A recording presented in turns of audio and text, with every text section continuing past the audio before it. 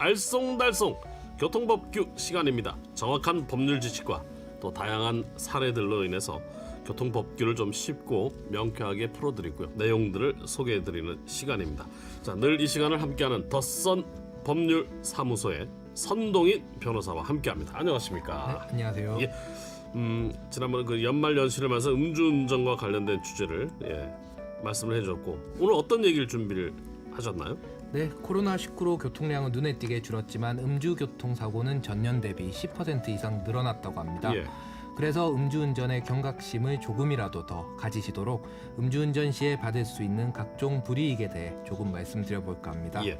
우리가 보통 알기로는 뭐 벌금형 또 요즘은 그 윤창호법이 시행이 돼서요. 징역형의 강한 처벌을 받는다. 이건 다들 알고 계실 텐데 뭐 또 다른 불이익도 있나요? 네, 지난 시간에 잠시 언급드린 대로 네. 음주운전을 한 경우 형사처벌은 당연히 받게 되고요. 그렇겠죠. 다른 여러 가지 불이익도 따라올 수 있습니다. 최근 귀화 심사 기간 중에 외국인이 음주운전을 하다 적발돼 귀화가 불어되었는데요. 예. 이러한 행정청의 처분이 옳다고 서울행정법원이 판결을 한 사례도 있었습니다. 외국인이 음주운전하면 귀화도 어려워지는군요. 네, 그렇다고 합니다. 예. 서울행정법원에 따르면 이 외국인은 음주운전을 하다 벌금형을 받았는데요. 네.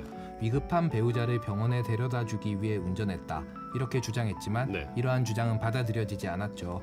따라서 귀화 심사의 요건 중 하나인 풍행이 단정할 것을 충족하지 못했다고 보아 귀화 신청을 불허한 행정청의 손을 들어준 것입니다. 예. 자, 이렇게 음주운전을 하게 되면은 생각지도 못했던 곳에서 불이익을 받기도 하는데요. 그 밖에 또 어떤 불이익이 있을까요? 네, 음주운전에 부수되는 대표적인 불이익은 면허 취소나 면허 정지죠. 대부분 아시다시피 음주운전이면 특수한 경우를 제외하고 네. 기본적으로 면허 정지는 따라온다고 보셔야 되고요. 네. 음주운전 전력이 있거나 위법 정도가 심할 경우 면허가 취소되게 되는 것입니다. 그러면 운전을 생업으로 하시는 분들 같은 경우 생계에 지장을 초래하게 되시죠. 그건 뭐 생계가 끊기는 거가 마찬가지죠. 그렇죠. 예. 이런 경우 행정심판이나 행정소송 등을 통해 일부 강경받는 것도 가능은 합니다만 요즘은 워낙 사회적 비난 여론이 거세다 보니 이마저도 예전에 비해 쉽지 않은 것 같습니다. 예.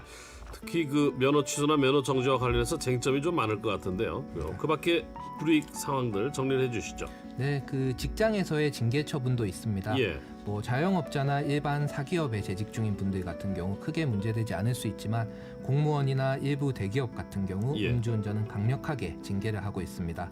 특히 공무원이나 공사같이 공직에 재직 중인 분들은 오히려 형벌 그 자체보다 이쪽을 더 신경 쓰시는 경우가 많았습니다. 역시 생계와 연계가 돼 있으니까요. 그렇습니다. 예. 가끔 기사 나오는 거 보면은 뭐 음주운전에 대해 솜방망이 처벌이니 또 뭐 제 식구 감사기니 이렇게 말들이 많은 것도 사실 아니겠습니까? 이 징계 처분이 실제로 그렇게 좀 무서운가 봐요. 네, 그렇습니다. 저도 가끔 기관의 징계위원으로 갈 때가 있는데요. 예. 음주운전으로 징계위원회 회부되는 사건의 경우가 종종 있습니다. 네. 그런데 대부분의 행정기관 같은 경우 애초에 징계 양정 기준으로 음주운전으로 적발된 경우 중징계, 그러니까 무조건 정직 이상의 징계를 하도록 정하고 있는 경우가 많습니다. 네. 물론 이건 양정 기준이니만큼 무조건 따라야 한다는 것은 아니지만 예. 징계위원이 징계 기준을 무시하고 징계 수준을 정하는 것도 그렇게 쉽지 않습니다. 예. 그러니 특별한 사정이 없는 한 양정 기준의 범위 내에서 중징계 처분을 할 수밖에 없는 거죠. 그렇군요. 근데 뭐 이런 불이익보다는 사실 그 음주운전 자체가 내 가정은 물론이고 우리 이웃 가족들의 그 한 삶을 다 파괴하는 거 아니겠습니까? 절대 해서는 안 되는 그런 상황입니다. 자, 오늘 알쏭달쏭 교통법규 더선 법률사무소의 선동인 변호사와 함께했습니다. 오늘 말씀 고맙습니다. 네, 감사합니다. 감사합니다. 진심.